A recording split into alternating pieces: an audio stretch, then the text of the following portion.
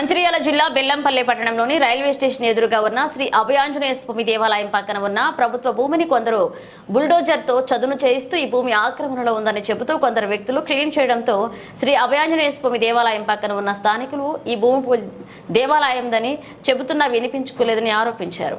హైవేను ఆనుకుని ఉన్న భూమి కోట్లలో పలుకుతుందని తెలిసి ఆక్రమణ చేస్తున్నారని ఇటు భూమిని రెవెన్యూ అధికారులు సమగ్ర విచారణ చేపట్టి భూ ఆక్రమణదారులపై కఠిన చర్యలు తీసుకోవాలని స్థానికులు కోరుతున్నారు.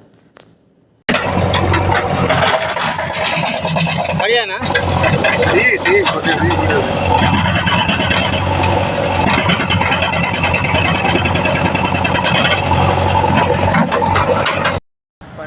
పర్మిషన్ లేకుండా రైల్వే కాలనీ నుండి వచ్చే కాలువను క్వారీలోకి తవ్వడానికి ప్రయత్నం చేస్తున్నారు. గంగా వాటర్ కలుషితమవుతుంది, ప్రజలకు చాలా ఇది జరుగుతుంది.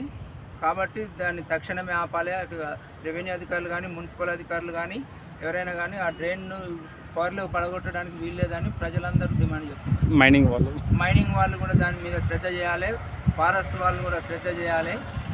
దాన్ని ఖచ్చితంగా ఆపి ఆ డ్రైన్ ఇలా పడగొట్టడానికి వీల్లేదని ఈ గుడికి సంబంధించిన భూమిని కూడా కబ్జా చేయడానికి కొంతమంది ప్రయత్నం చేస్తున్నారు. అది కూడా ఎండోమెంటల్ తక్షణమే చర్య తీసుకోవాలని డిమాండ్ చేస్తున్నారు.